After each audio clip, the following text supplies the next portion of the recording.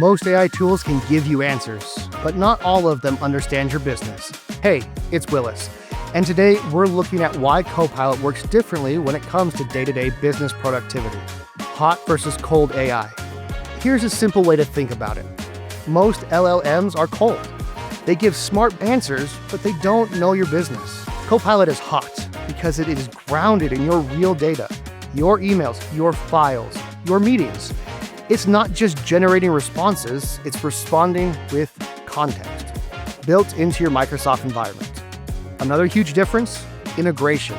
Copilot doesn't live in a separate tab or tool. It works directly inside Outlook, Teams, Word, Excel, and PowerPoint.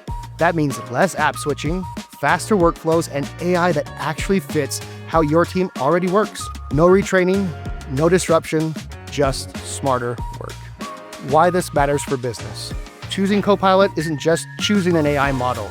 It's choosing secure AI adoption, reduced shadow IT, faster user adoption, and measurable productivity gains. It's AI that's built for business, not just built to impress.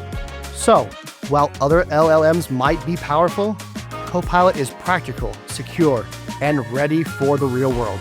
And that makes all the difference. See you next time.